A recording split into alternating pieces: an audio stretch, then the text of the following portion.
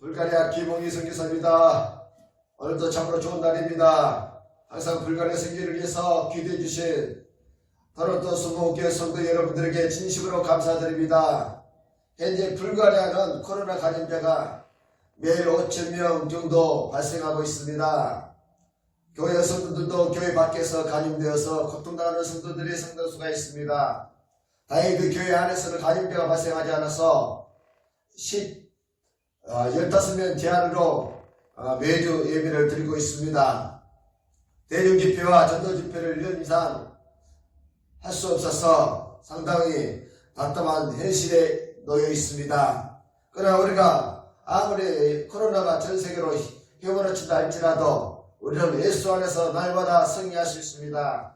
두려워하지 않습니다. 사망을 이기시고 부활하신 예수 그리스도가 우리와 함께 하십니다. 주님과 함께라면 어떤 고난도 이길 수 있습니다. 질병도 이길 수 있습니다. 코로나도 이길 수 있습니다. 이럴 때일수록 복음으로 무장하고 세계 선교를 위해서 힘차게 달려가야 하겠습니다.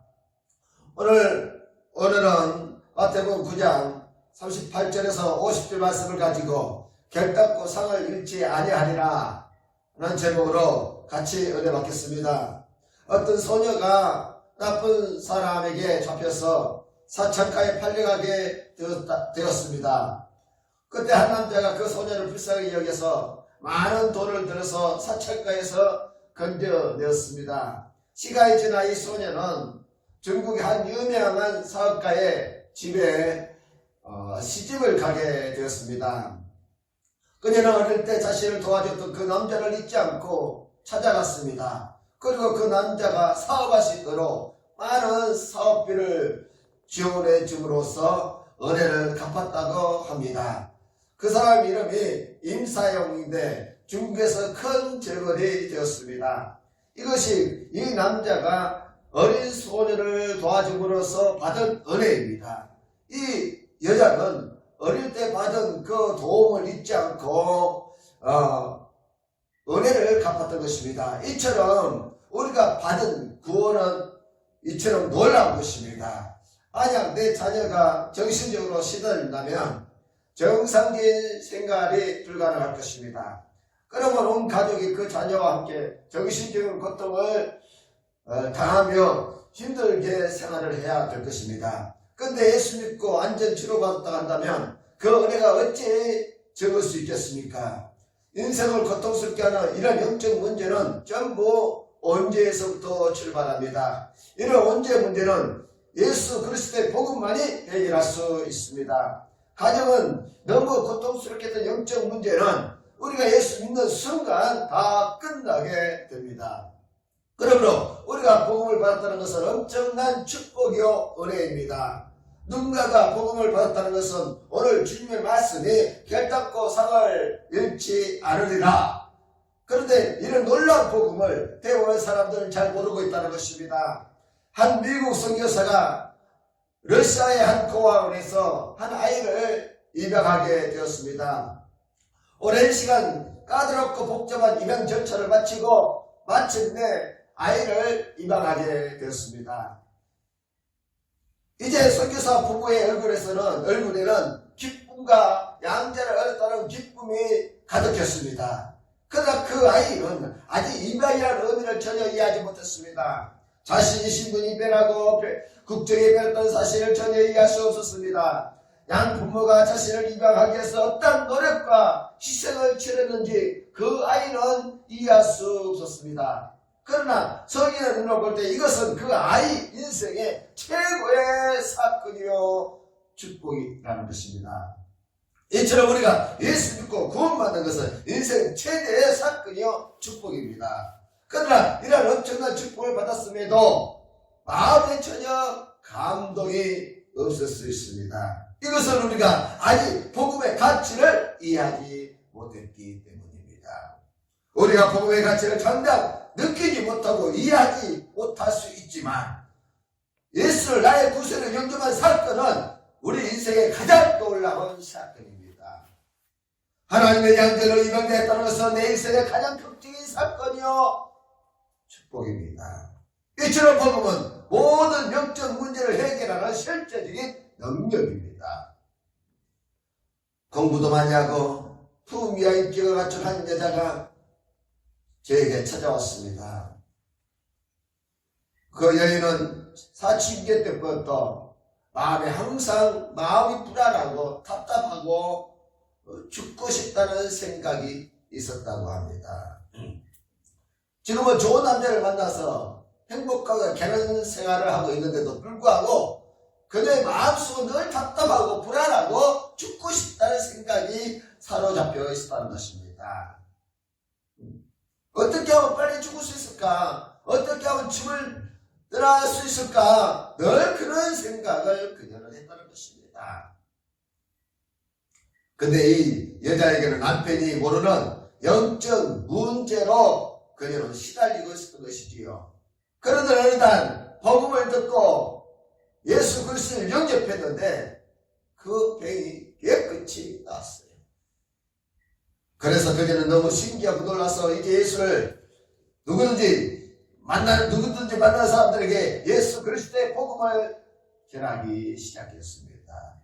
혹시 나처럼 말 못하는 고난을 당하고 있지 않는가 싶어서 복음을 전하기 시작했다고 합니다. 이렇게 눈에 표시 안 나게 영적 문제에 시달리는 사람들이 우리 주변에 많이 있는 것입니다. 한 번은 어떤 부부가 저를 찾아와서 이혼하겠다고 말을 했습니다. 남편은 불신자인데 저는 그 남편에게 말하기를 왜 이혼하라고 하십니까? 그가 말하기를 부인이 전에는 안 그랬는데 교회를 다닌 후부터는 계속 예배만 참석하는 거 하지 집안일에는 전혀 관심이 없습니다. 그래서 내가 그분에게 말했습니다. 당신이 남편이면서 어떻게 그렇게 아내를 잘 모르십니까?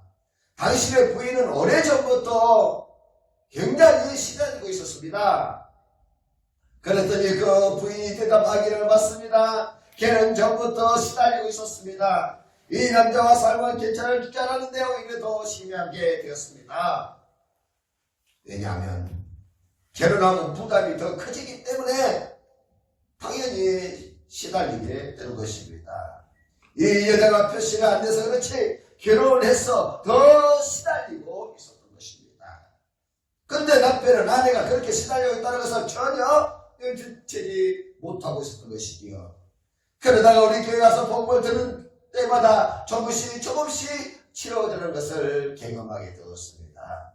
그 의무는 단번에 받지만은 치료는 말씀을 들을 때마다 일어나는 것입니다. 이처럼 복음은 한 가정을 살리는 위대한 생명의 능력입니다. 그럼 가장 큰 죄는 무엇일까요? 가장 큰 죄는 복음을 받지 못하게 방해하는 죄입니다.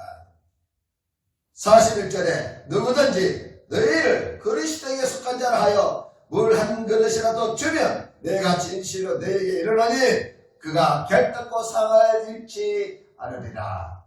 이처럼 복음을 위해서 하는 작은 일이라도 다 상을 받는다고 말씀하고 있습니다.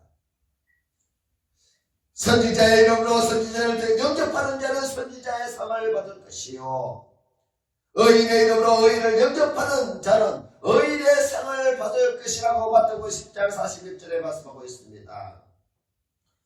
선지자라는 것은 하나님 말씀을 대언하고 복음을 전하는 목사와 선교사를 가리키는 말입니다. 의인은 하나님 앞에서 성도들을 위해서 중보하며 예배를 드리는 제사장, 바로 목회자를 말하는 것입니다. 만약 선지자나 제사장들이 생활할 수 없을 정도로 가난하고 생활이 궁핍하다면 그들은 하나님을 예비하는 일과 복음 전하는 일에 전념할 수 없게 될 것입니다. 그러면 그들은 생계를 위해서 할 수 없이 교회를 떠나서 밭을 가며 농사를 지어야 하겠지요. 그렇게 되면 세상은 어떻게 되겠습니까?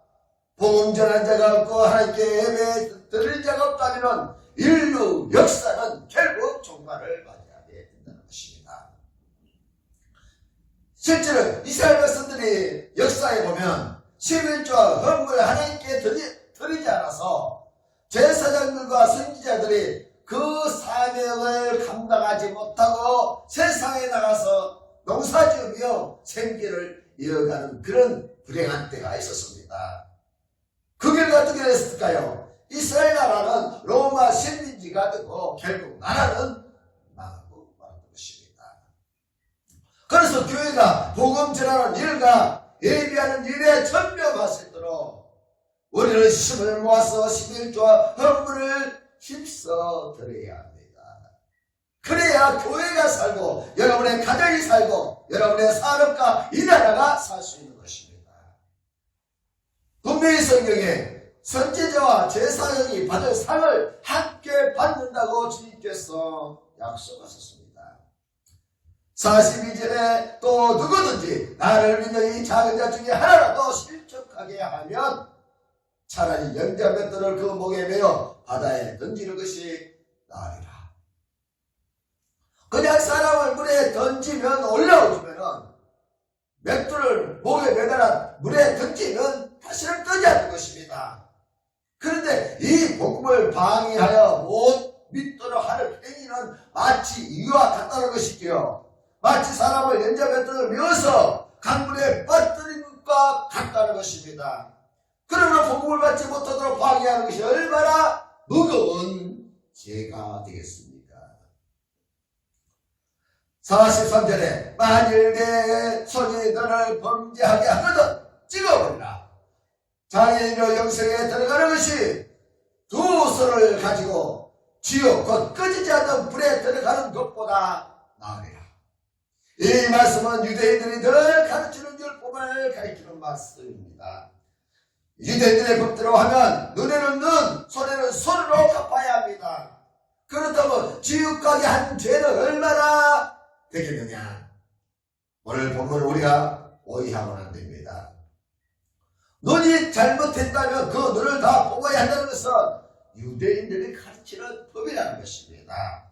지금 주님이 말씀하신 어들은 유대인들의 법대로 해도 이렇게 무거울 긴데 하물며 복음을 받아서 지옥 가겠다면 그 죄가 얼마나 추가하겠느냐?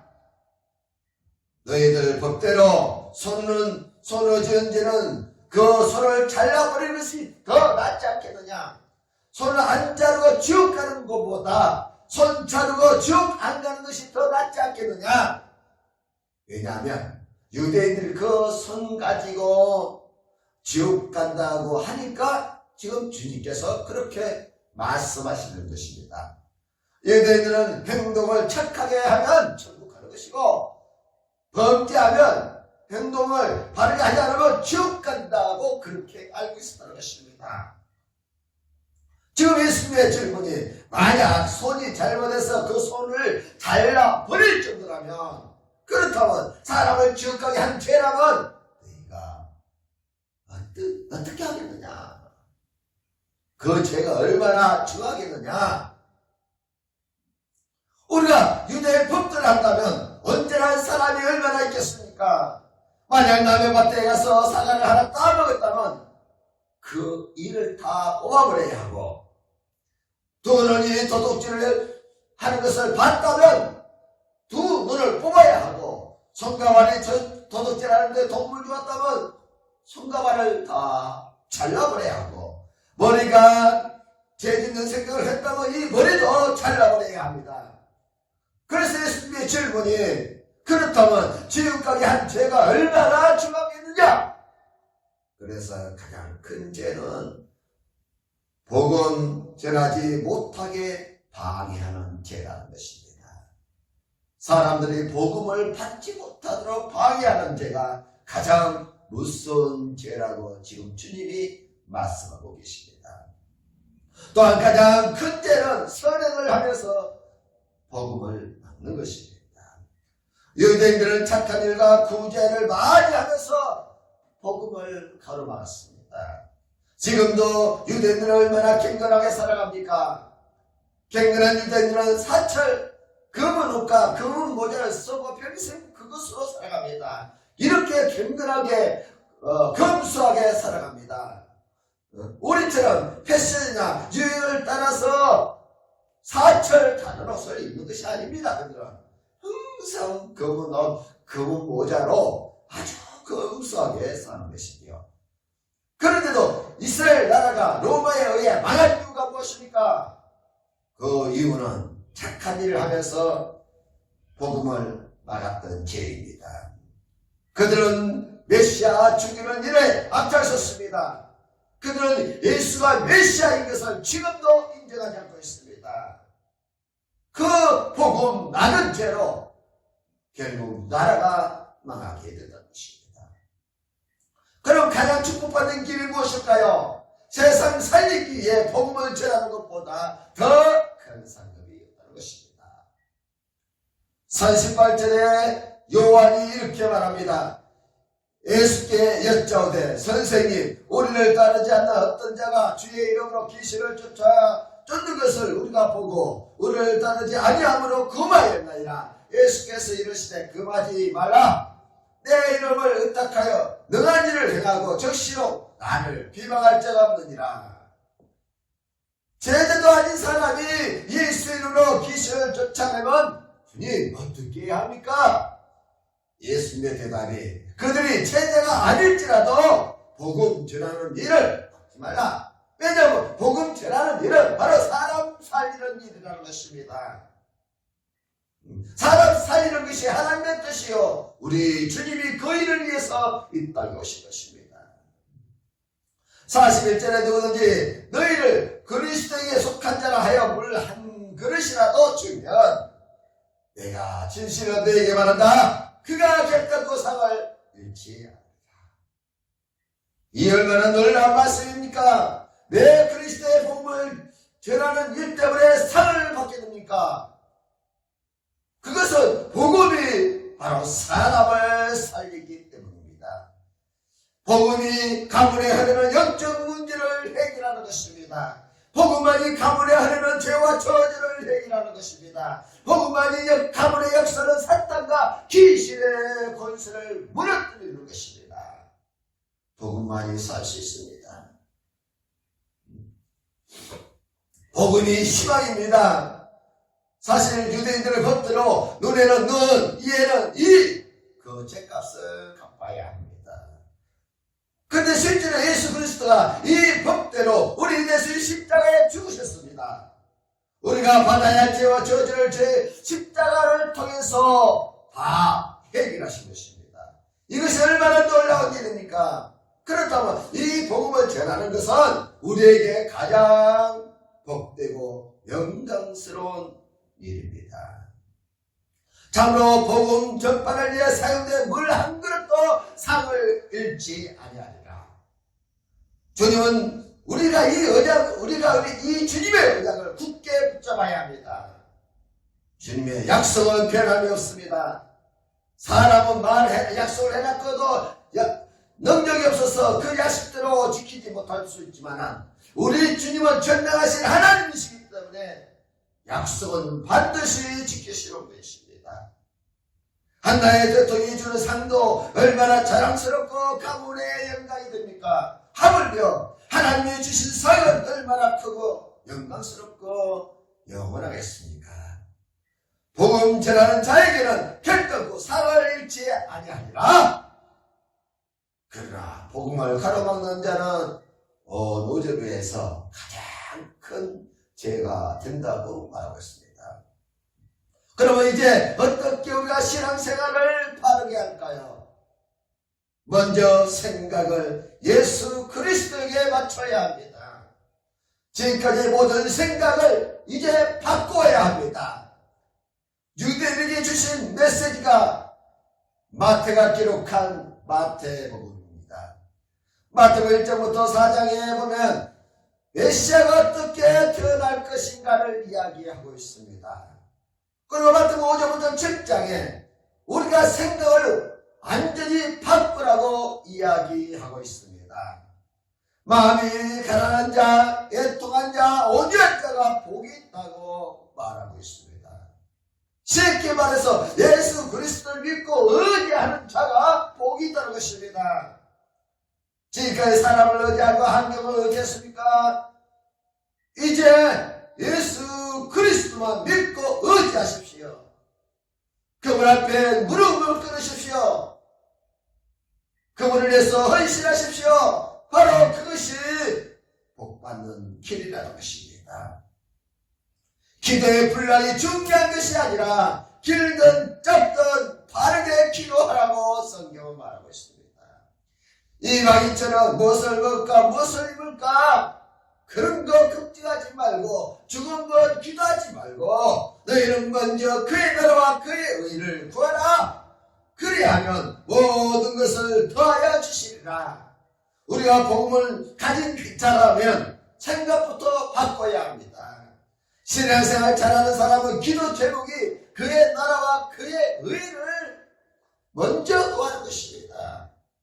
삶의 목적이 그의 나라와 그의 의가 되는 것입니다.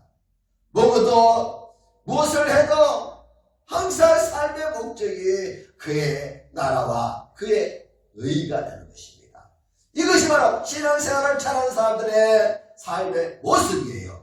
그러나 신앙생활 못하는 사람들은 항상 육신적인 것에만 강구하고 그런 것을 위해서만 살아가는 것입니다.